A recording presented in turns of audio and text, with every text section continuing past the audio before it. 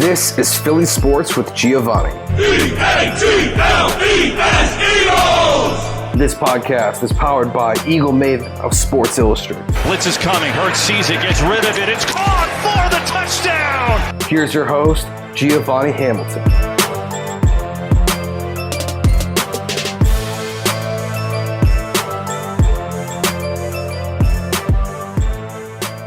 Hey guys, today we have on Harrison Phillips. What is up, man? Not too much, man. I'm thankful that you're having me on. Thank you so much for coming on to talk about anti-bullying, and thank you for being a part of this episode. No problem. And I had to rep the Vikings. You got greened out everywhere which way, so I feel like I got to represent the the NFC North a little bit too.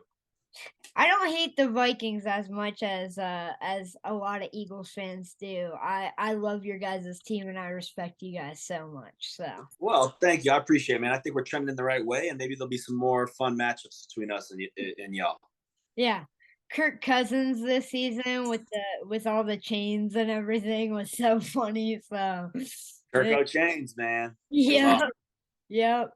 And Justin Jefferson, just an absolute menace on offense. So, I just saw he was up for league MVP and offensive player of the year. So hopefully he gets some recognition he deserves. I mean, he deserves it. He is a outstanding player. So, I was reading that you actually tore your ACL in your sophomore year of high school. And I actually manage football at my high school, and I know a lot of people who have serious injuries like that. And how did you persevere through it? And you're still one of the best defensive threats in the league. Oh, well, thank you. And yeah, I had torn my ACL my sophomore year in college. And then I actually re-tore it again my second year in the league.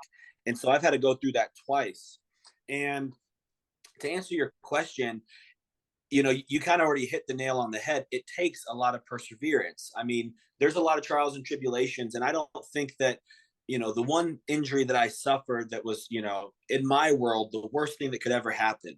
What I started to do is I started to compartmentalize what I was feeling compared to maybe what other people are going through and their struggles and other people's positions in life. And I got a new gratitude for what I was in and said, if this is the hardest thing I have to go through in my life, it's a pretty privileged life. And, I work with a lot of children and young adults with developmental differences, special needs, Down syndrome, autism, kind of anywhere throughout the spectrum through my foundation, Harrison's Playmakers. And I really poured into that through my rehab process. But what was good for me is I surrounded myself with a great village of people, a great athletic trainer, a great doctor, a great strength coach. And I looked at all of them and I said, I'm going to do every single thing you tell me to do. And so I want you to be a part of this too. If I don't make it back, if I don't get this knee where I want it, I want you guys to feel the same hurt and pain that I would. So I want you to give me your all, like it was life or death. And I think the physical pain was hard. I had to shove a towel in my mouth and bite down on it because I was in so much pain, pushing myself to new limits. But I don't think that was anything compared to the mental pain that you have to go through of not being able to be there with your brothers, not contributing to your team's success. When I was at Stanford, we went on to win the Rose Bowl, number 3 team in the country. I think we finished. It was, McCaffrey's year against Iowa where he went crazy. And I didn't get to be a part of that. I didn't get to contribute. When the team would go on road games, I had to stay back at home. And so that was a big toll. And I leaned on my faith and I leaned in serving others. Yeah, I love that. I love what you're doing with your foundation, and I love the way that you are open about your faith. Because God is great and He does great things. So, and I know you've seen that because you are one of the biggest defensive threats in the league. So, man, I appreciate you so much being here and being able to be a part of this.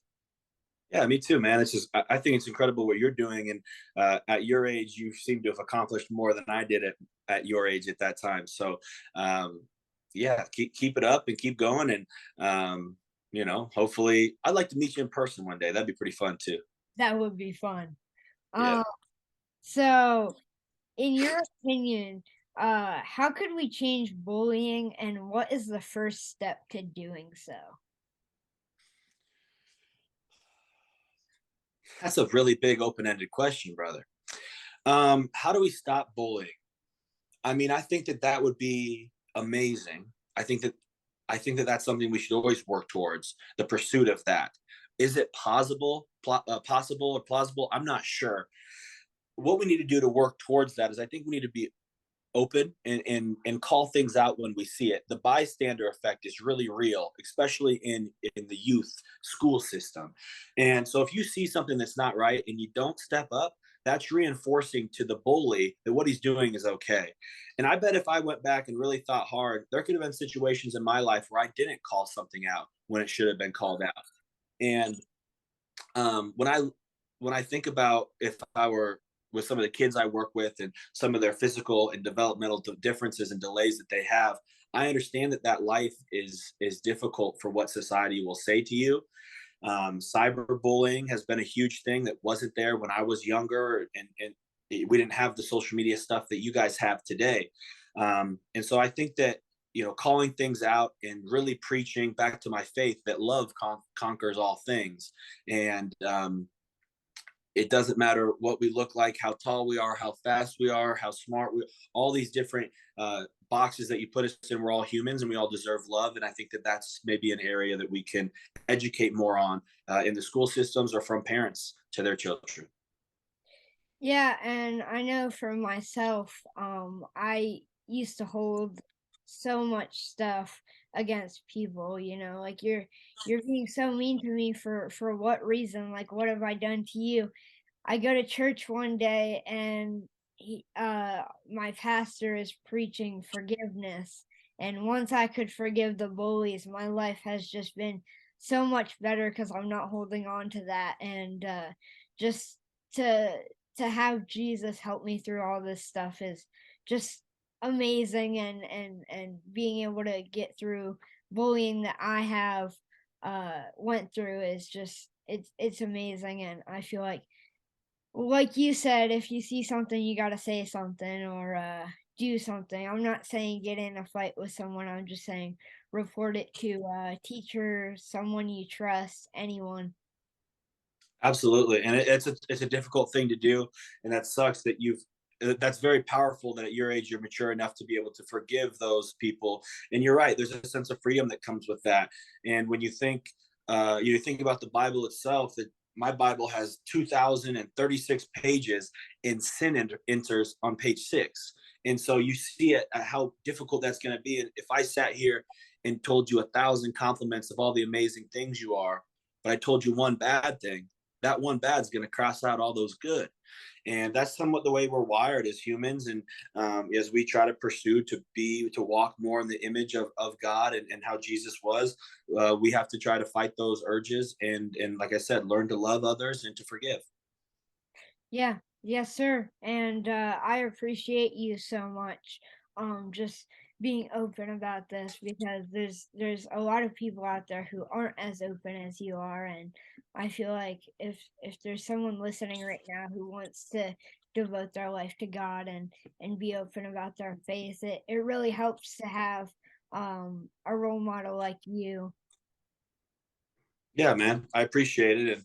And yeah, as disciples, it's kind of what we're called to do. And in that same message that you called out for our faith, if there's someone who's struggling, because of the way that they're being bullied or is in a tough place mentally, the mental side of what bullying has done to people and increase in suicide rates among certain ages and certain populations.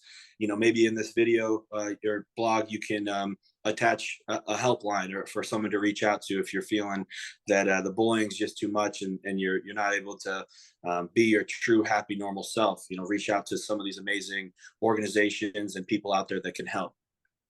Yes, sir, for sure. And just thank you again for coming on today, and helping me spread this message. I'll have to have you on next season when hopefully you guys are winning a lot of games again. That'd be good. Maybe an NFC championship versus your guys. Yeah, yeah, that would be ideal. I'm with you.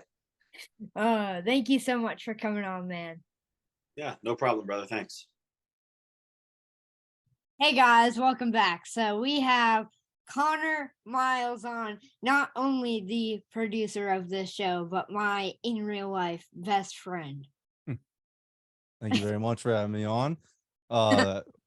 It's actually a cool thing to be a part of this because you're doing a really great thing right now with the anti-bullying campaign that you're having on the podcast. Honored and flattered that you wanted to pick me to be a part of it because I hate bullying. I think there's a lot of things that can be said about it. I think you've been doing that with this project so far with everybody you've had on. It's really it holds us back from what we can potentially be as a country, and as a way everybody can be living up to their potential. So I like that you're taking a stand against it with using your platform, and I'm glad to be a part of it, bro. Yes, sir. I am so excited. So Connor, I got a Eagles related question and then a anti-bullying question. So Eagles are going to the NFC Championship. Yes, So sir. Connor, the last time we did this, 2017, we won. We went to the Super Bowl and won it all. What are your hopes for the rest of this season, and what do you think we can accomplish? They can win a Super Bowl. They can. I mean, everybody's. I think if you ask me, in my opinion, I think you'd agree with this. I think other people would agree with this too. And I'm not just saying this because we have rooting interest. The least talked about team so far going into these championship games seems to be the Eagles. I mean, I know how they finished the season, and I know that many people think that it was just the Giants, but this team is hungry. This team really wants to win a championship. They're built to win a championship, and I mean the window is wide open as it possibly can get for them right now. And we saw how quick it would close shut last time around.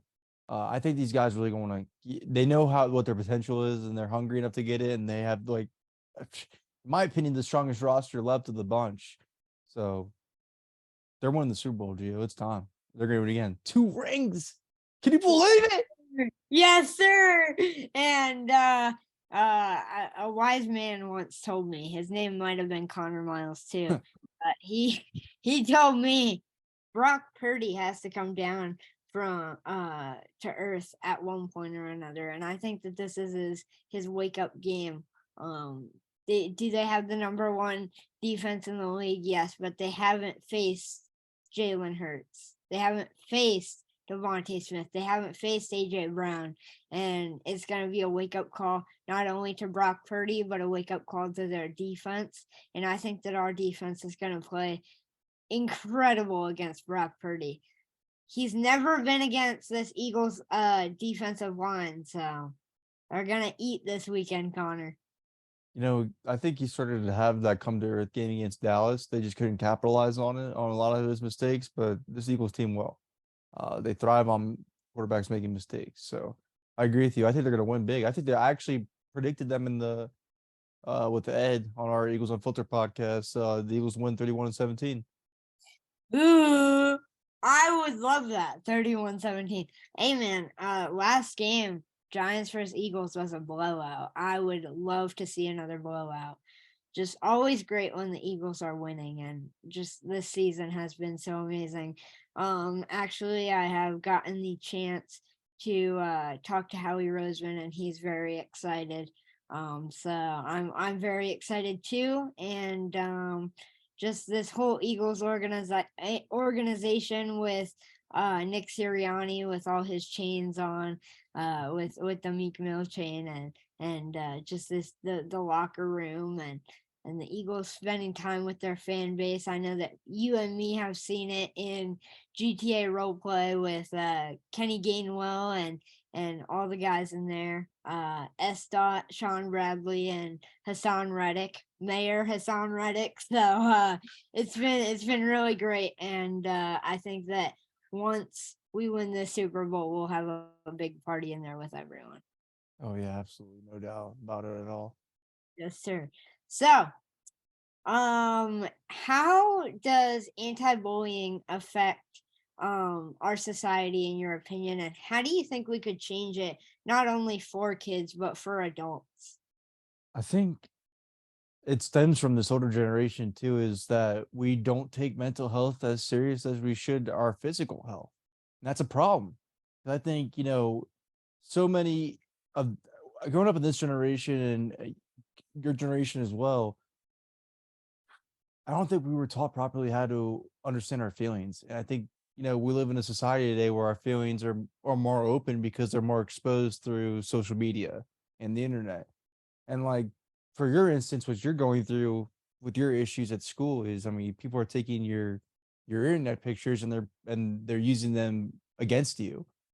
Um, and that's just, it's crazy what you see what all the great you're doing in your life, the star that you're becoming in your own eyes, but you're lifting people up and doing so because you're doing it the right way. Like you're going through all life's problems and issues and bumps in the road, and you're taking the positive route, and you're just deciding to be happy, and you're building this NFL career, media career for yourself out of it.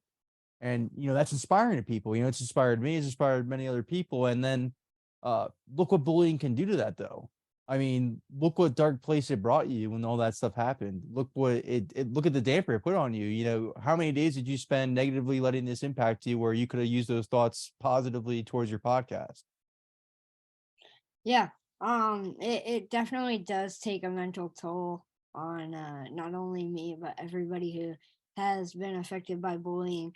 One of the biggest things too is not only the in-person bullying, but before my generation really, even to kind of late in your generation, people didn't have these cell phones, and cyberbullying has really become big through places like Snapchat, Instagram, Twitter, and just people sitting on their couches, not seeing a face behind the screen, and just being able to see say anything to anyone. And I know I've said it a lot during this whole podcast, and I've probably said it in every single segment, but even the fact that you can say such nasty things to even NFL players who are that top 1% to make it into the league, and you're still sitting on your couch and talking ill of them too. It's just it's such a bad way to use an outlet like social media. And I feel like if we put all that negative energy into something good, the world would be crazy, man. Well, it starts with teaching each other to respect each other's mental health. And if we start taking it seriously and treat it like it's his physical health, yeah, we could change the world. I mean, everybody would be, think about everybody that's in a positive mindset, that's happy and content with their situations, but the potential that they can all reach. I mean, look what have you been able to do with that outlook, with that mindset. I mean, you've had Jalen Hurts on the show, you have Devontae Smith on your show, you've had Rich Eisen, Joe Buck. I mean, and it's taken off. You've had multiple people listen to it and multiple people tell you how much the other podcasts, how much they need your podcast. And you're only able to accomplish that when you're in your best mental state. Correct? I mean, that's where you feel most comfortable doing this and talking to people. So, I mean, to sit there and bully you and put you in that negative state, or to anybody, not just you, but to do that to anybody, you're limiting what somebody can potentially do to change the world. And you are the part of the problem doing so. And it's hard to blame your generation for that, because I think growing up, my parents probably didn't focus enough on mental health as they should. And I don't blame them, because they weren't taught to either. This is really the first time that we really put an emphasis on it.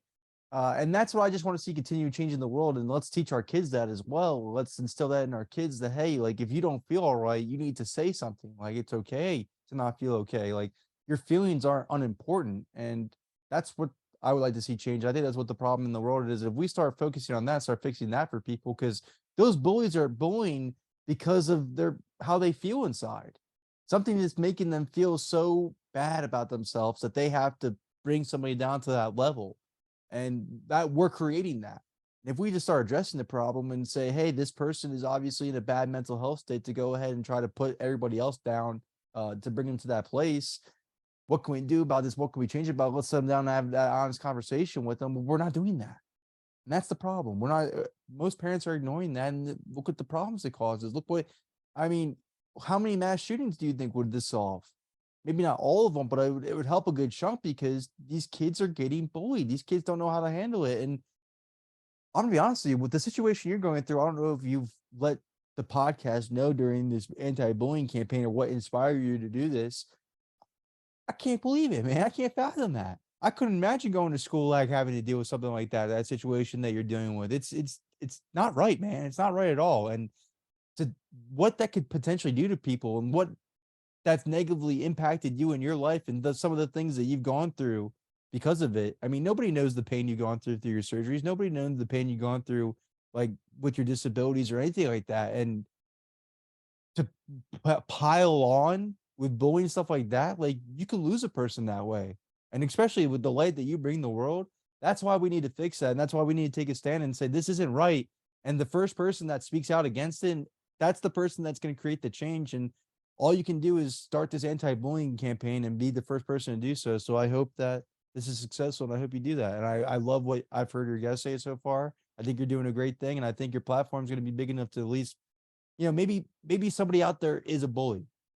Maybe somebody out there has a negative mindset and is bringing people down right now. Maybe they listen to this and get inspired to change their ways. And that's what you're trying to accomplish here is we need to change the way we look at mental health. I think that would be a huge difference in bullying if we do that.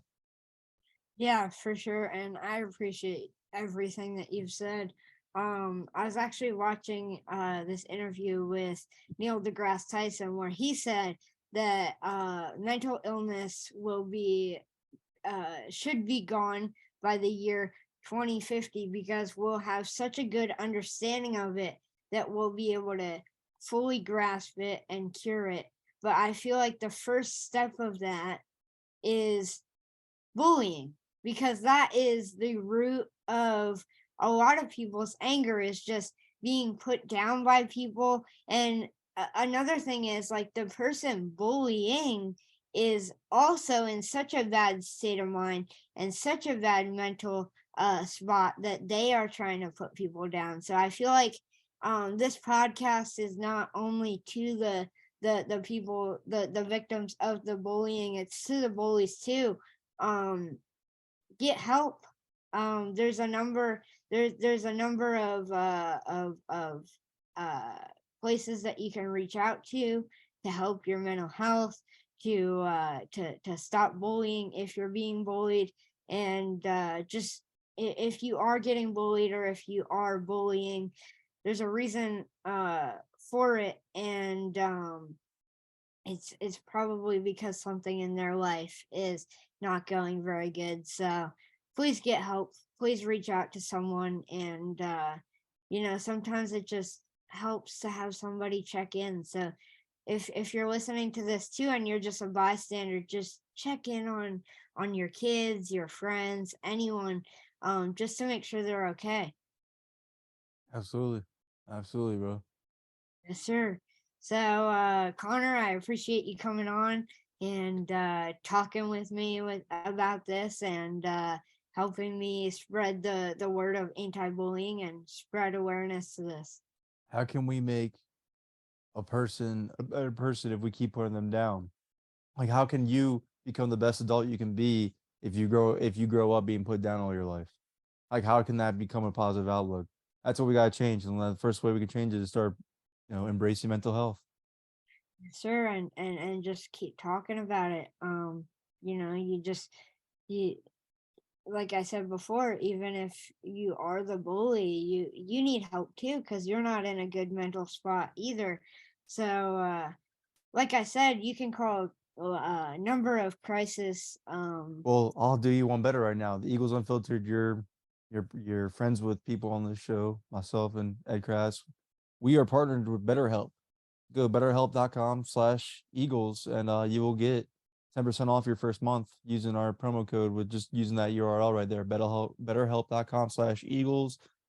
You get to pick your own therapist. If you don't like that therapist, you get to change it any time. You can have texting conversations with that therapist. You do not have to meet that therapist in person at any time or see them on video at all. You can just have straight conversations with somebody that you want to be completely honest to. So again, Gio has helped make that possible with that sponsorship, and the same thing with him. He just wants you guys to get help, and I agree, Gio. Hey, I appreciate you coming on today, my guy. Yes, sir. Anytime, man. Yes, sir. Hey guys, so we have on Dave. Dave, what is up, man? How are you, buddy? What's up, man? I was so excited to have you on. Just happy to have you here. Well, I'm honored to do this, man. I'm really proud of what you're up to and your podcasting and the things that you stand for and the hard work you're putting into, all your work here and just what you represent and how you keep chasing it. I think it's pretty cool. Thank you so much. Like I said, off air, I'm just so happy to have you on here, and I was so happy when I heard that you wanted to be a part of it. So I'm gonna ask you a football related question and then an anti-bullying related question. So first, what are you hoping for to see from the Colts this year down the line? I want to see victories, Gio. I'm sick of this losing stuff. You know what I mean? I'm down here in my man cave. You can see behind me. Sorry if it's shaky video, but I've got my Peyton Manning helmet and my Reggie Wayne and Pat McAfee, and I got a Jim Harbaugh football up there. I go back to the glory days of the Colts. So we got to get back to winning. We got to get back to team. They got to get back to some leadership. We got to get this situation figured out with who's going to coach the team, and then they need to get a franchise quarterback. Enough of this, trying to patch the tire with some glue, and Yeah. we got to get a quarterback in town here. So I'm looking at my room here. I got an Andrew Luck jersey and a Peyton Manning jersey, and thinking about the glory days. So they got to get somebody who can lead this franchise back. And I firmly believe that Jim Irsay and his staff will do the work to get the right guy in place. Yeah, I hope so. I hope we draft a quarterback. I'm sick of having the temporary quarterbacks, like you said. Just so yeah, I hope that we draft a quarterback this year. Hopefully we can get Shaquille Leonard healthy and Kenny healthy. So I'm hoping to see this team healthy and hopefully with a new quarterback. Which quarterback do you want? Man, I don't know. I just want to draft a quarterback, and I know we could probably trade up for a quarterback. I know Tom Brady's probably done at the Buccaneers, and a lot of people are trying to get Tom Brady, but I say we draft a quarterback. Yeah, I think they got to get a young guy and build. I think we got to get a CJ Stroud or, go that way. I think he'd be a neat fit here, So who knows? We'll watch it play out, Yeah. So, what is your opinion on how bullying affects kids, and how do you think we can change it? Well, that's a great question. My wife and I, you queued up some good conversations with us. So I've got two boys that are grown, 31 and 27. And my 27-year-old was a really big kid in school. He was the kid who was like a foot taller than everybody else. So he kind of stood out like a sore thumb. And so he used to get all kinds of, hey, Jolly Green Giant, hey, stick man, hey, and he got all kinds of harassment just because he was a tall kid. And not because his dad's tall, because I'm a shrimp. But he took a lot of harassment. And I remember back him dealing with it, and me just telling him, hey, look, you got to just ignore these guys. Most people that are bullies, why do they bully? Because they want attention and they don't feel good about themselves. They're trying to make themselves feel better, So they find somebody they can pick on to deflect what's going on with them. You know what I mean? So I think if you're a kid and you can just be strong and act like it doesn't bother you, and you'll build your confidence up to stand up to bullies, to not as in get into a fight, but just be able to face them every day and go, you know what, your words are not bothering me. I don't care if you're calling me short, ugly, four eyes, whatever it might be, And as a parent, if you're a parent watching this, I would say you got to pay attention to your kids. You got to be involved in your kids' lives. I used to volunteer at my kids' school. I went and did spelling on Thursdays. I would help grade papers, and it just put me in the classroom. So I saw what was going on in the classroom. So I knew my son's friends at a young age. So it really helped me see what they were going through. So just a couple things that are on my mind about that topic. Yeah, and like you said, just be involved in their life. Yeah. And I know that a lot of kids battle depression because of Yeah. just being constantly being picked on Yeah. school, and I feel like That's hard. it's the biggest part is for parents to just be there and have their back. My parents have done a tremendous job with it, just sticking by my side with it. So I Yes. applaud them for that, and every day they just support me. So Let, let me ask you a question. So, two things. Your parents clearly supported you, right? yeah, yeah. And how have you faced your bullies? Why do you think people bully you? I know why. I think that people bully me because they're jealous of what I have, and I try to ignore them and just show them that their words can't hurt me and that I'm just There gonna you keep go. doing my thing. Yeah, words do matter. I mean, they do matter. And when that's for people who are watching this who happen to be bullying. So, I mean, words matter and they will hurt. But if you're strong enough in yourself and your beliefs, and you have somebody you can talk to about it, you'll realize this is not a big deal. Yeah. You know what I mean? You get older, it's not a big deal. I remember being bullied as a kid because I was a goofy radio kid. I was doing radio stuff, and look at all the fun things I've got to do in my life. So if you just stick to your guns and you have somebody you can talk to and go to mom and dad, have a conversation. Like you said, have some buddies who have got your back that when you're having a bad day, you can go to lunch and go, hey, man, that knucklehead was giving me a hard time again. And they go, you know what? Don't sweat him. That's what you got to do. It's not easy, though. Yeah. Yeah, for sure. Thank you so much for coming on today and just sparing some of your time to come on this segment and be a part of this. Hey, man, I'm honored to be a part of it. Anytime you need anything, you know where to find me. And congratulations on your success. And God bless. Keep using your platform to help other kids out, right? Just keep doing it. And good things will keep happening, Just keep asking people to do stuff. You'll be surprised how many times they'll say yes to your crazy ideas. That's how I've gotten all this crazy things is I've been able to just ask guys, hey, what if I did this interview with you? What if we did this? And that's how I got to where I am. So keep doing it, okay? Yeah. Thank you. All right. All right.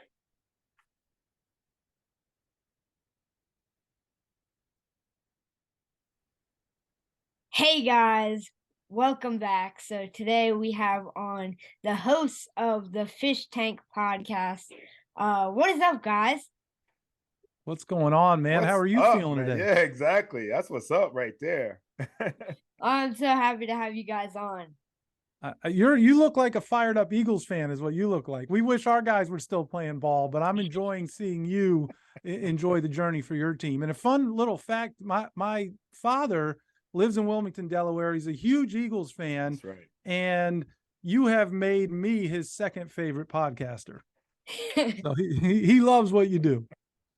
Yeah, I just started it like 2 years ago. Just wanted to talk birds, and then of course I move out of the Philly area to come to India, and they start going on a hot run as soon as I'm Hey, but you can still carry your colors with you though. Carry Yeah. your colors with you like you have, right? Yes, sir. That's So, awesome.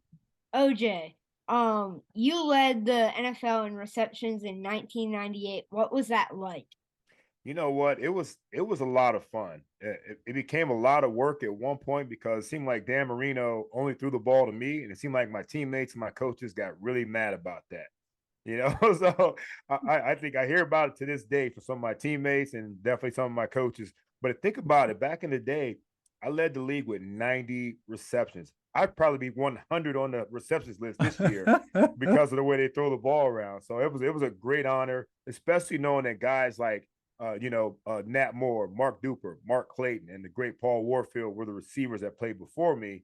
I was the only one, I was the first one to lead the league in receptions. Yeah.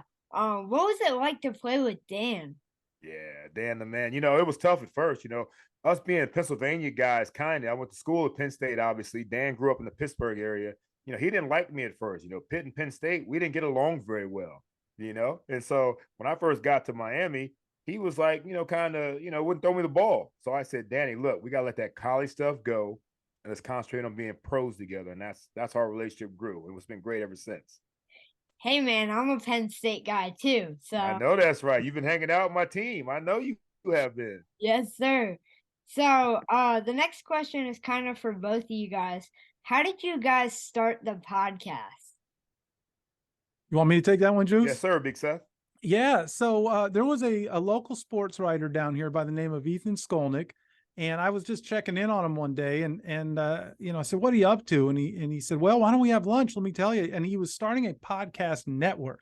And I'll be honest with you, Giovanni, I really didn't know much about podcasting. I had friends that were trying to get me into it. I'm kind of inundated with content as it is, right? We watch too much Netflix. We're on the internet. We're scrolling on our phones and Twitter, this, that, and the third. I was like, I have no more room in my life for something else.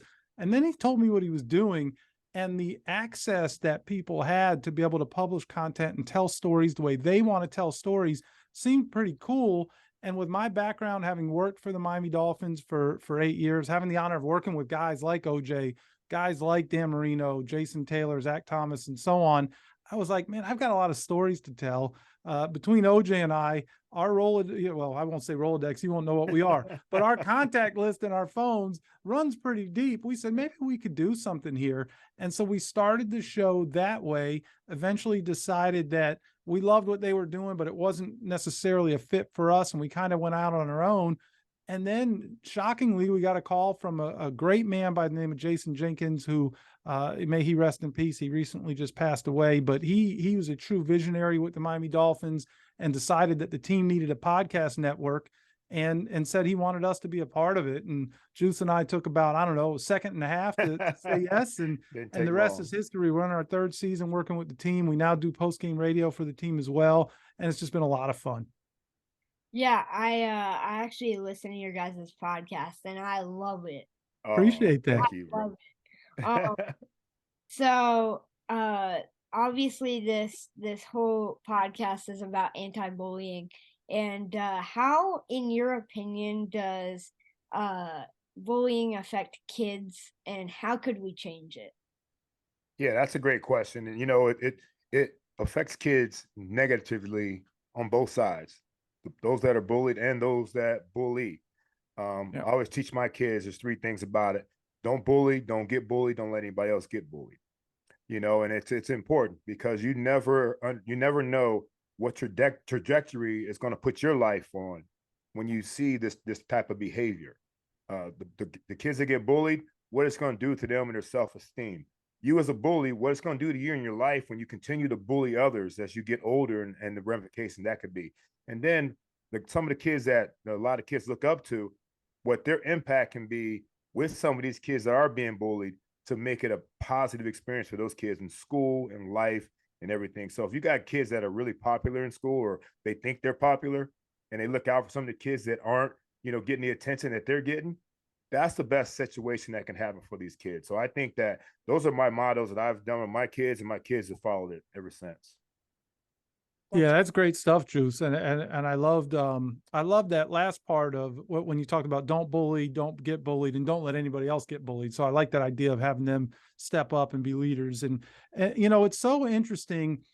I was thinking about this when you invited us to be a part of this thing, is that the sport that has brought the 3 of us together is kind of a bully sport, right? Like on the field, in between those white lines, you want to be the biggest, baddest bully on the block, and you gotta, it's a sport where you impose your will on another man, on the man across from you. Juice was a smaller guy on the field, but he was a bully wide receiver. He'd go out there and hit you. And, especially in an era where you could crack back and do all the things. And Juice was known for being not just a guy with great hands, but physical and tough. And so that's all awesome on the field. But then that switch has to be turned off. And when you start dealing with people where you're not wearing the shoulder pads and a helmet, and in real life, it's like, man, can we have some compassion for each other? Can we just treat each other, with some humanity?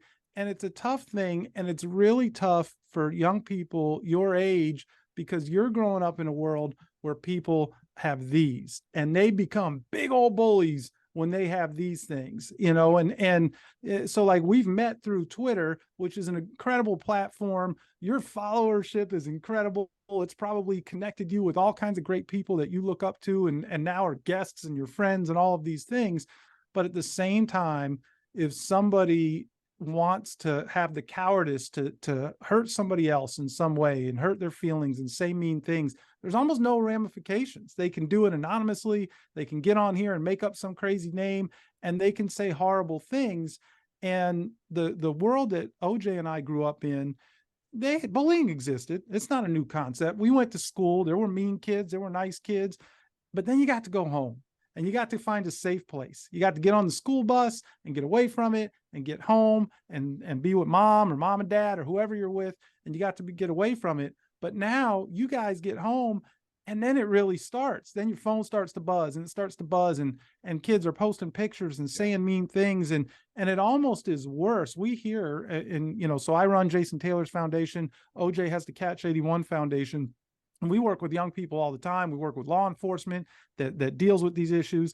And we hear all the time how a lot of the issues that happen on campus really are escalated when they're not in school because of what's going on social media, because of what's going on Instagram and Twitter and TikTok and wherever else that young people are existing. Snapchat, don't forget it. We old, Seth. We got to bring up all the new stuff. All that don't do stuff. MySpace and Facebook with my man here. I won't even. Giovanni's not gonna know what MySpace is. But the point is that when people don't have to face the person they're bullying, they can get really mean and really nasty. And so as a father and as someone who works with young people, it's a tough thing to tell a young person to say, hey, look, you can't let that bother you. It's easy to say it, but it's a tough thing for somebody to really say, what's being said here is nonsense and you can't let it bother you. And because it can get really ugly, it can lead to some really, tragic results.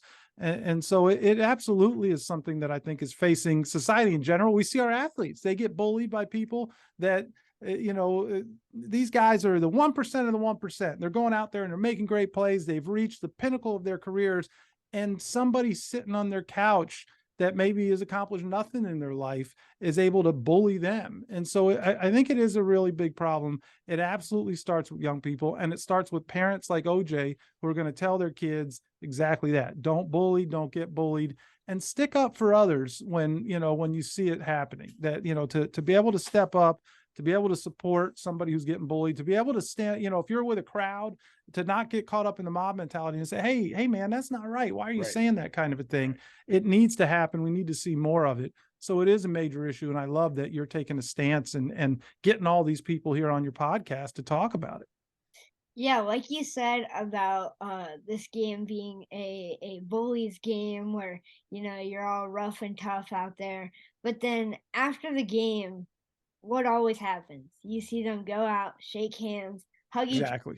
That foot does switch. And I feel like with all these social media outlets to bully kids, it makes it easier for people to attack the person because you're not seeing a face. And I feel like that's definitely one of the downsides of social media. But there's a lot of good stuff that happens too, just being able to have this podcast, this outlet, being able to talk to football players like Jalen Hurts and Devontae Smith, Lane Johnson. Just there's always good parts and bad parts to everything. Just like there's always consequences, good or bad. And I feel like we do sometimes need to let stuff roll off our back, not let it affect us. But like you said, that's easier said than done. Right. But I think that one of the biggest things for parents is you just need to listen to your kids. Yeah. Yep. Take that time for your kids and listen to them and help them get through it. Because I know there's a lot of kids out there dealing with some a lot of heavy troubles. So yeah, what's important too, Giovanni. Uh-oh, did we lose him? Or did I get lost? No, you're not lost. Okay, so we lost Juice. Back. He's back. I hear him. There I go. I'm sorry about that. That's all right. Yeah, one of the things about what I was saying is that when parents, a lot of times kids don't speak up to their parents, and we don't know without asking. A lot of times they don't want to say anything. So it's important for the kids as well. You know, if there's something on their chest and the parents ask, for them to be as open and honest as they can. But before that, you know, you make sure you have, like Seth and I have that open line of communication with our kids. So if there is something that comes up, that they're able to speak to it about anything. And one of those things is probably bullying. You know what I mean? Yeah, for sure. I know that I'm guilty of not always being honest about what's happening, and I'm trying to get better at that.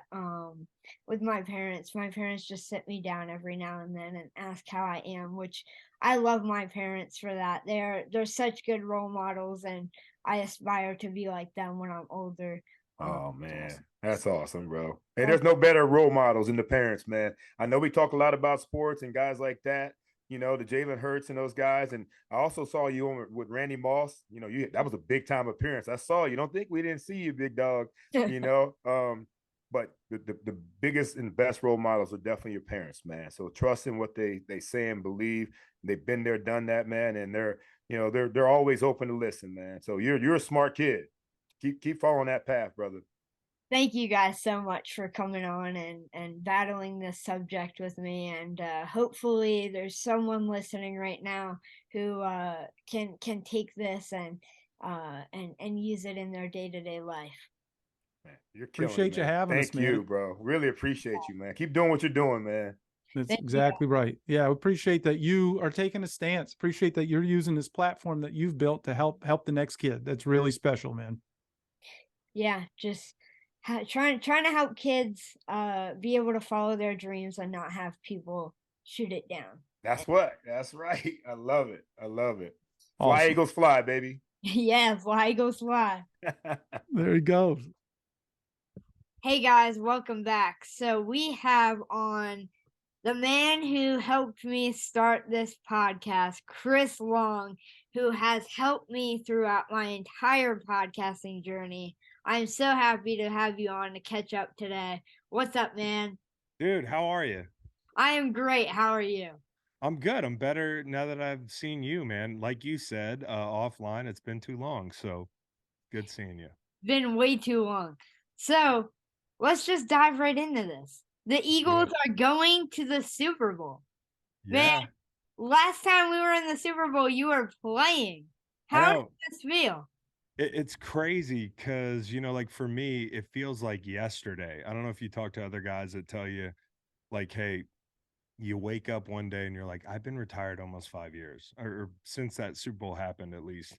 And it feels so fresh in my mind. But the organization has done so much in that time period. Like we were one specific team, and that roster has turned over in a lot of different ways, and they've been able to stick the landing.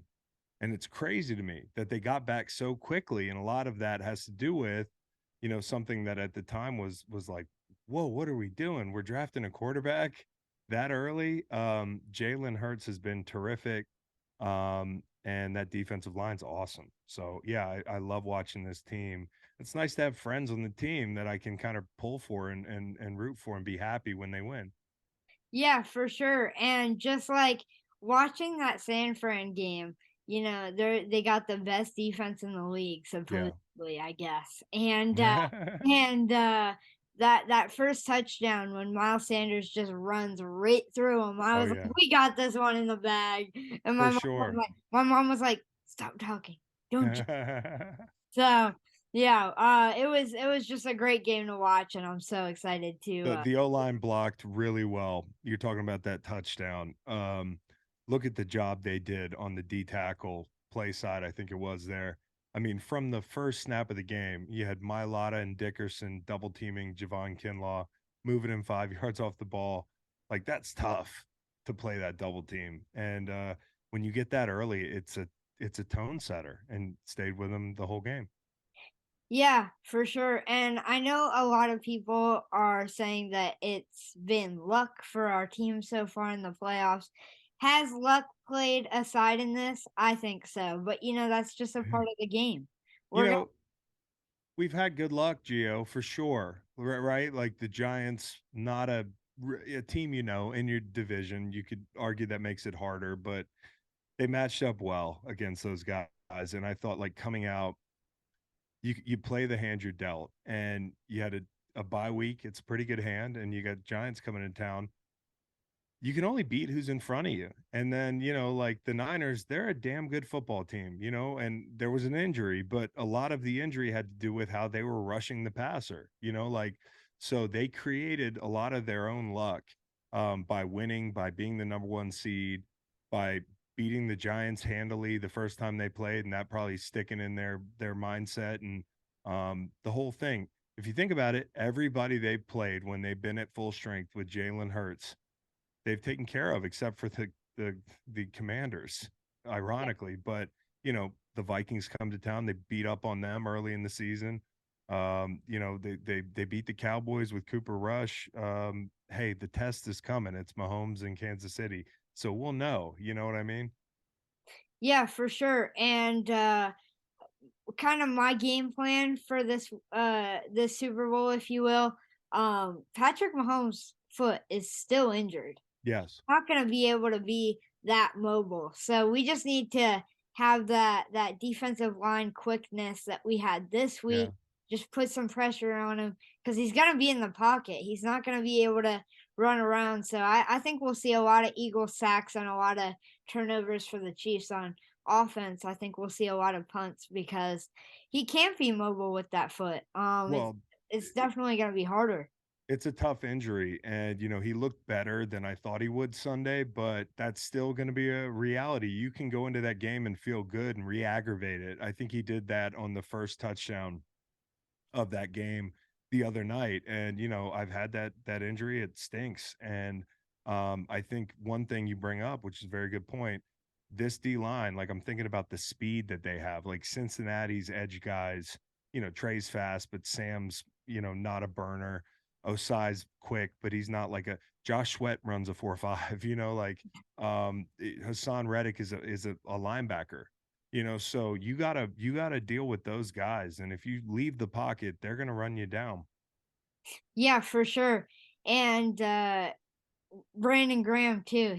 That boy can run. Yeah, dude, he's a beast. He gains a lot more ground with his small steps than you think. He's really quick. You know what I mean? Not a long strider, but he can close some ground. And he rushed really well the other day. I mean, he beat Trent Williams one time. You don't see him getting beat a lot. Yeah, and you say the name Hassan Reddick, one of the best defensive players of this year. And that's not bias. That's just a fact. The guy puts pressure on you as soon as you snap the ball. As soon as you snap the ball, he's there. And he is one of the most fun players to watch this year. No question. I'm excited to see him go to the bowl. Yeah, I am too. Philly guy.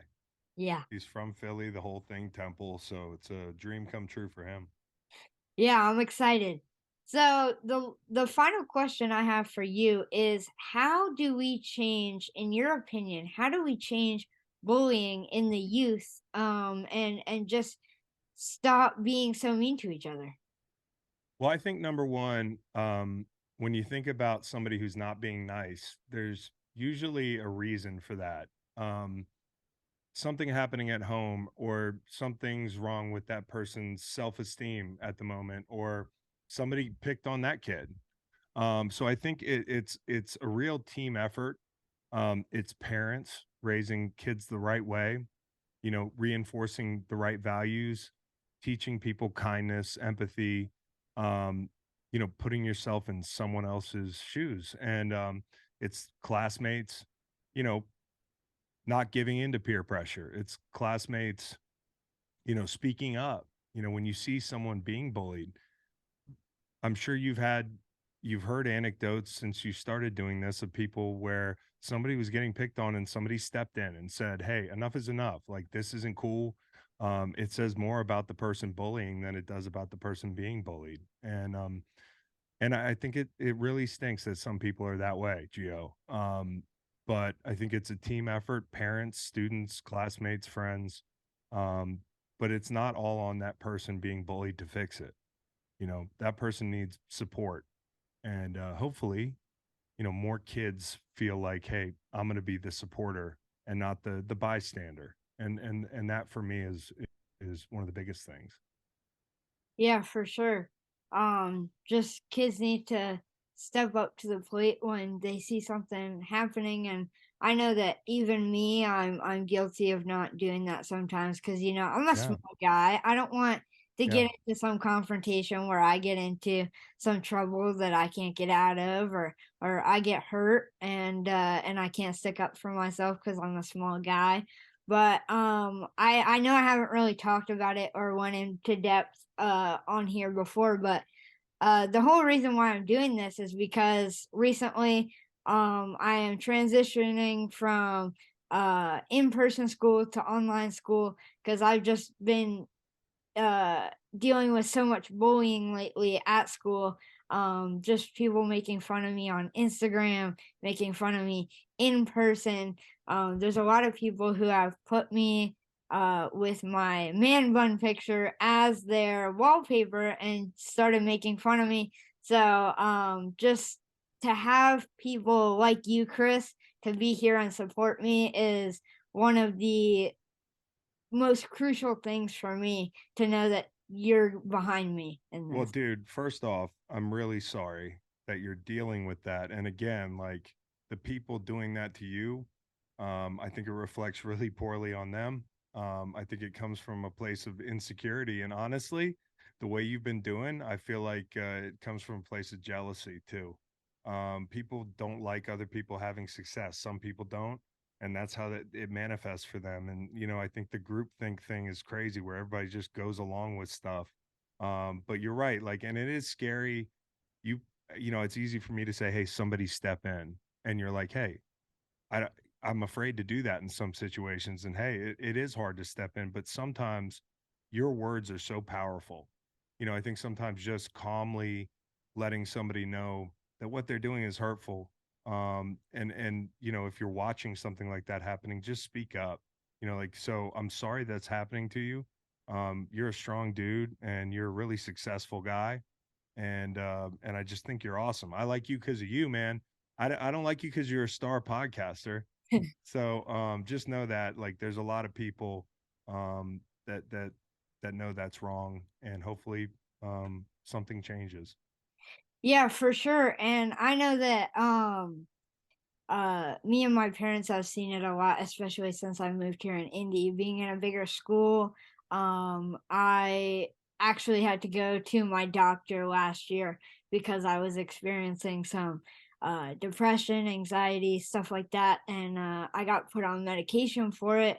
I haven't really opened up about it, Yeah. but it's just like sometimes people just go way too far, and the biggest thing too is that they can use these cell phones and just make anonymous accounts and You go can after hide. you, You and can you don't hide. even know. Yeah, you don't even know who they are. And so that's the biggest thing is like um I kind of tried to not be myself and try to fit in last year especially, um and not be myself, and that really hurt me to not be able to be myself, and that's why I'm so psyched to be doing homeschool. Gives me more opportunities to be myself and get away from that nasty crowd. um You but can you can control who you associate with, right? yeah. There's enough good people in the world that love you and see your value that you should be around people that you care about and that care about you. And man, I'm sorry that that's happening. And like I said, like I hope it changes. And I appreciate you trusting me, man. Like to tell me this because and it takes a lot of courage, But I think the one thing that stuck out the most to me was when you were like, "Oh, I was being somebody else," you know the hell with people that don't like you. You know what I mean? How Yeah. many people are there on the damn planet, dude? You Yeah. know, there's a lot of people that love you, and that if they met you, they would be, especially in real life, this social media stuff, it's not real. I know that it feels very real, and I'm not questioning, but it's like everybody you meet loves you. Have you ever had, met somebody that watches your stuff or on social media? It's like, you're so loved and appreciated, dude. Don't worry about these people. I know it's easy for me to say, but there's so many people that are on your side.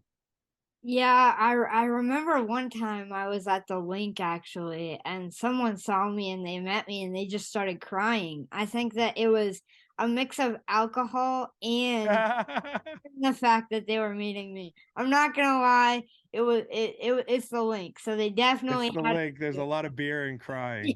yeah. Tears of joy. Yeah. But that's what I mean, dude. Like, you lift so many people up, and there's only so much energy that we all have to like give to stuff. I know it's easy for me to say this, but I really feel like if you just focus your energy on the good and ignore these people, man, because they want to be just like you and they're not. And that's it. And that's their way of coping with their bad feelings about themselves, man. That's the best way I could put it. For sure. And going back to what you said about there's so many people that love me. I really got to see that when um last night when someone donated $10,000 for me to go to the Super Bowl.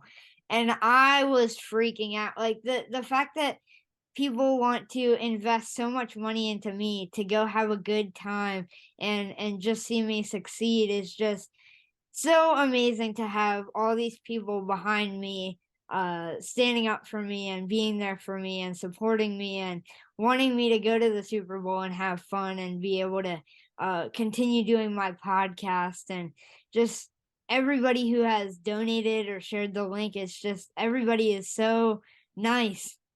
Well, you deserve it, man. And just don't forget that when people try to tell you, you're this, you're that, you're not this, like this is not all this love is not coming from a fake place. Like like don't give those people the power to affect your self-esteem if you can. You know what I mean? Like just place stock in the people that are positive because those people they're just mean. They really are. That's what they do best at this moment. They can change, right? And I Yeah. feel bad for them, but there's a lot of great people that love you, man, and you do awesome work. For sure. I appreciate that, Chris. And I Yeah, appreciate you being here and being an outlet for me to talk to. And you're always here to talk to. And I always appreciate that. dude, it's great to see you. It's great to see you. Congratulations on the success and the Super Bowl tickets, man. That is damn cool. So enjoy Yeah. yourself. Yeah, Once in a lifetime opportunity. yeah. How many people get to say that they got to go to the Super Bowl and see Rihanna at halftime? So, Dude, even the guys that played. I can say I've been to a Super Bowl, but I never got to see the halftime show. So yeah. enjoy. Yeah. I did hear that your brother Kyle Yeah. picked the Chiefs to win the Super Bowl. Yeah, I think it has to do with his history there, but I tried to tell him, man, we're kind of a Philly podcast. Like some people might not be nice to you at the airport next time you're in Philly. Make sure to convey the message that me and him are no longer friends. You're frenemies. You're right. Right. Yeah, I'm just kidding. But yeah, I was pretty upset when he said that. You know what? It's going to be a great game, but like you said, it's going to be the Eagles. So All the way. fingers crossed. Yeah. Have you seen those patches on the green jerseys? Oh my gosh. No, dude. And I'm kind of wondering what uniforms we're going to wear. We're going to be the home team. So we'll be green top then with the patch. You're saying, what's the patch look like? Oh, you got to see it. Go on Twitter. You'll see the pictures of it. It is amazing. I cannot wait to see that. Hopefully I'll be able to get a media pass and go down to the ground and I'll be looking, dude. I'll be scoping you. I'll be scoping you on my little DVR. I'm gonna be rewinding like I think that's you. Yeah. I'm trying to see that number 1 with the Super Bowl badge. I cannot. That's so damn cool. That's awesome. I cannot. Yeah, man. A lot of green in Phoenix. There's gonna be a lot of Eagles fans. I can't wait. I'll be there Tuesday. I'll miss you, but I'll be there too. Hey, I already got my whole wardrobe planned out. I think I'm wearing 2 jerseys a day. Like I'll have one on, then I'll have a hoodie on, then I'll have another one on. Well, it's hot there. You gotta change, man. You gotta change your Yeah. jerseys. I was sweating through my jerseys down there in the desert. Right. Right. So give me the number 1 jersey you're gonna wear, like the first one. Oh. Yes, there we go. There we go. That's awesome. I had a Carmichael jersey on the other day at the link. That was fun. So Yeah. yeah. Hey man, it's been great. It's great to see you, bud. Always great to have you on, and yeah, we'll have to catch up soon again. Yeah, for sure. And don't let that stuff get you down if you can, man. You're the best. Yes, sir. I appreciate it. Yeah. Say hi to your family. I will. Hey guys, today we have on Charles Torwoodzo. What is up, man? How we doing, Connor? I'm excited. I'm excited to be on, man. Appreciate you having me. Hey man, I'm excited to have you on here to talk about just anti-bullying, raise awareness to this, and just help kids when time gets tough. Absolutely. No, like I said, this is an extremely important topic. I'm happy that you're covering this because, again, you can never have too many good topics, especially around something like this that everybody's really affected by. So definitely. Yes, sir. So what is it like to be a senior coordinator of the USA football team? Man, strong question. So it's fun. It's a lot of fun. It's a lot of hard work. So my day-to-day kind of looks like I'm traveling a lot. I'm evaluating athletes a lot. I'm evaluating players. I'm evaluating coaches. And we're building national teams. So we're building a men's team and a women's team. And right now our goal is the 2028 Olympics in LA. We're trying to get flag football 5-on-5 into the Olympics in LA in 2028. So it's fun. It's a heavy lift, but it's definitely something that's going to be extremely rewarding because, again, we're working our tails off to make sure all of our wildest dreams come to fruition. So. Yeah, and I know y'all are working hard, like you said. So I saw you're a Purdue guy. I see it behind you. I see you're wearing a shirt. I'm an Indy guy too. So here we go. Boiler up. Hey, honestly, kind of need you to give me one of these before this is all said and done. We need a boiler up in here. Yeah. I actually just moved here last January. I'm in Indy. So and it's been treating me nice. So awesome. Well, welcome to the 317. I live relatively close to the city, so man, welcome. This is a great place to be. One of my favorite cities in the world just because it's embraced me, and I hope that it's embraced you as well. So yeah, I'm if you know where Noblesville is, that's where I'm at. So perfect. Yeah. Perfect. It's been so great to me ever since we moved. Just amazing. Amazing community. Everybody. Good, man. That's music to my ears. That's music to my ears. I love it. Yes, sir. So in your opinion, how do we get rid of bullying in our society today? Man, fully loaded question again. So to me, there's really three ways that we can combat bullying, right? I think that the number one is definitely helping kids and helping people better understand exactly what it is. Just because a lot of the times people think that it's joking, it's not joking. Some people may think that it's flirting and it's making a better relationship. It's not that. It's frankly, it's harmful and has long-lasting effects. So when you are able to better understand it and diagnose it, you can pinpoint it and you can point it out and understand how to stop it. So that's definitely the step one, is helping kids understand what it is. I also think that keeping the lines of communication is open. Is a big one as well, just because you need to be able to communicate with your kids, check in often, right? This is more of a parent or a guardian top three reasons, I would say, but kids are sponges. So checking in with them, listening to them, asking them, how their day has been, but then also, understanding who their friends are, who they're around, that helps as well. And then finally, I think modeling and treating others with kindness is probably the best way to combat bullying, because again, bullying is something that's learned, right? So if you're able to learn bullying, you should be able to learn things like kindness, respect, and integrity. So I think that those would be my biggest three: helping kids understand bullying, keeping the lines of communication open, and then also modeling how to treat others. Yeah, for sure. And one of the biggest harms is one of these, the cell phone. I know 100%. It's a new thing, that the cyberbullying and just using social media to hurt others, and I feel like we need to use those platforms for good, is what I'm trying to do, at least, instead of using it for bad, because there's a lot of people who just sit on Twitter all day and are mean to each other, Snapchat, Instagram, anything that they can get their hands on to just bring other people down. And it's usually out of jealousy, out of spite, and just I feel like instead of harming people, we need to just lift each other up. And I feel like that's a good lesson for hopefully a lot of people to learn as they're listening to this podcast. Absolutely, man. I couldn't retweet that enough. If that was a tweet, that was my retweet. Because you nailed it. You absolutely nailed it. Like, social media is such a wicked place, and it's easy and it's free to build up people, whether those people are complete strangers or not.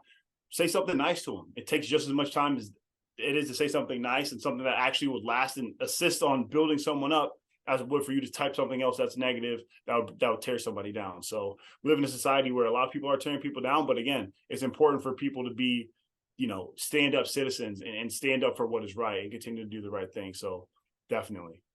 Yeah, and the thing is that a lot of people don't really understand is like everybody deals with hate on social media, like literally everyone. The football players, NFL players who are the top 1% that get to make it into the league, and there's still people sitting on Twitter hating on them. So I feel like you said, it's a learned thing, and we just need to break that habit and stop teaching kids to bully and just welcome everybody with open arms.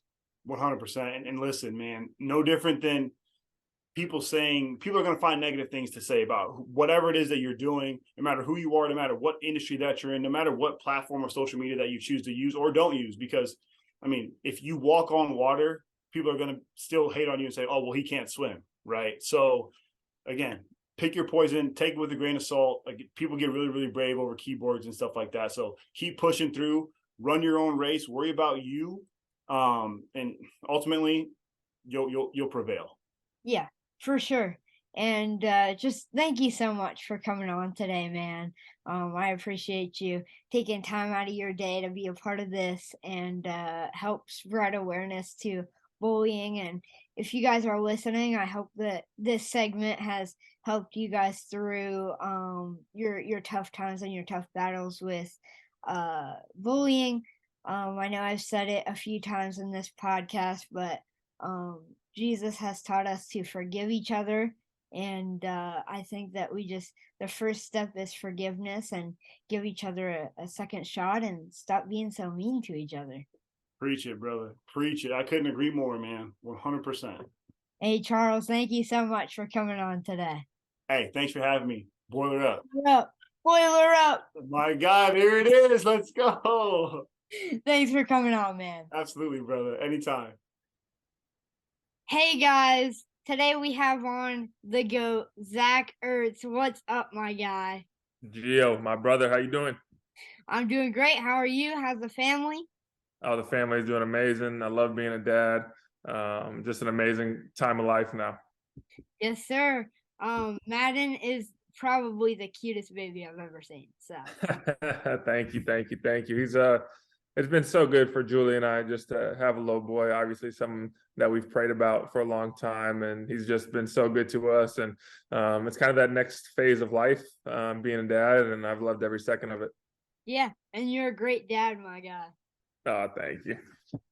Are you excited for the Super Bowl being in Arizona? Yeah, I mean it's obviously awesome. Spent a lot of time in Philly, obviously over the years. So obviously have a vested interest in the game. But I really think these are the two best teams in the NFL right now. And so as a fan of football, as a fan of the NFL, this is the matchup that you wanted, I would say, going into the playoffs. To really see who was the best team this year, because we actually played both of them.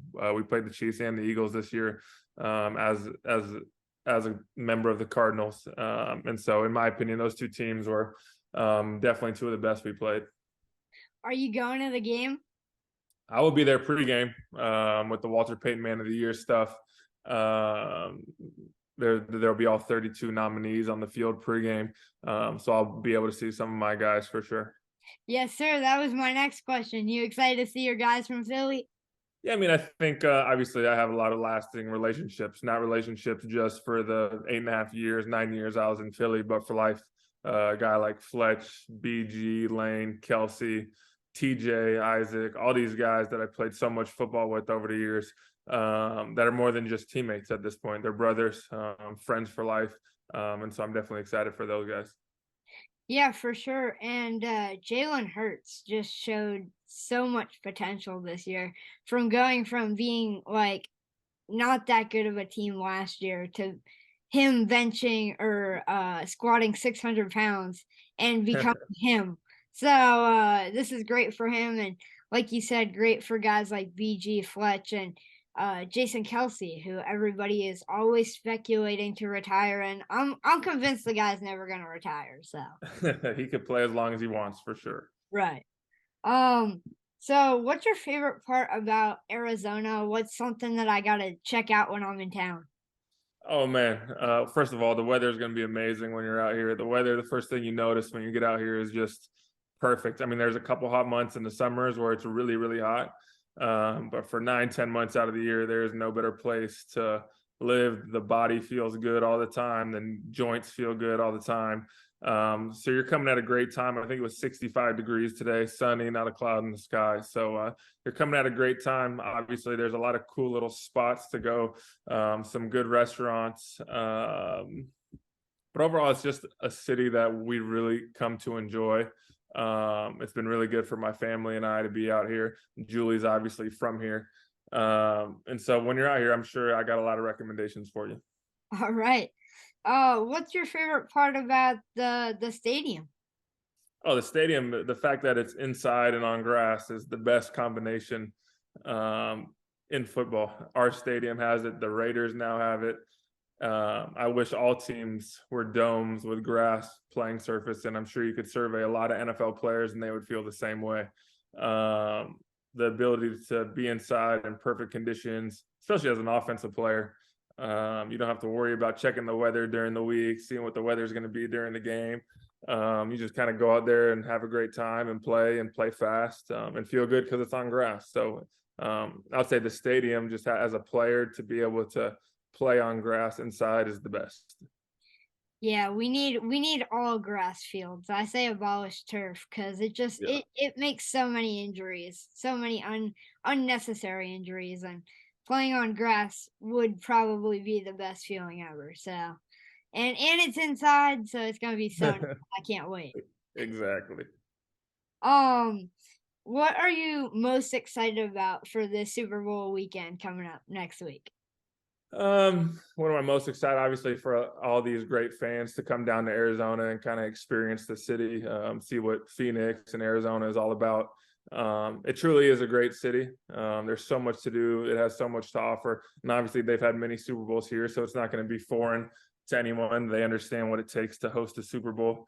So that's exciting. And I'm just excited I'm sure I'll see some of the guys on the team, so that'll be good to see Fletch and some of those guys. But overall, I'm just looking forward to a great game. It's going to be a really, really good football game. And I'm excited to see that. As a football fan, I'm excited to see that. Yeah, I'm excited too. And I know you know how great these fans travel. So I'm so excited to see all the green. All the green. And like I was telling Chris yesterday, I had Chris on the show. And I was telling him, if I'm Jonathan Gannon right now, I am making this defensive plan so we are pressuring Patrick Mahomes because that ankle is not going to be fully healed. It's a weird injury, and we just got to put pressure on him, keep him in the pocket. Yeah, I'm sure he's going to throw everything he can at the guy and see what works. He's going to have a Rolodex of plays, Rolodex of defenses. I mean, the thing about Pat is he's seen everything. So he's not going to be surprised by a bunch of pressure. Yeah, he may not be as athletic that he normally is, but the guy is so elite with his pocket awareness, getting the ball out for any different angle. He's the best in the game right now, and it's not even close in my opinion. Yeah, he is so electric on the field. Just some of the tosses that he does is just insane. Yeah. So last question before I let you go here. I've been implementing a anti-bullying campaign into my podcast, just raising awareness to anti-bullying. So kids that listen, don't get too down when they're getting bullied. In your opinion, how can we change bullying not only in the youth but in all age ranges? Oh man, what a question. Obviously, it's very complicated, and it's so unfortunate that it goes on today. And how to stop it, I think, starts at just from a faith level. You know, everyone has a value in God's eyes. You know, everyone means the world to God.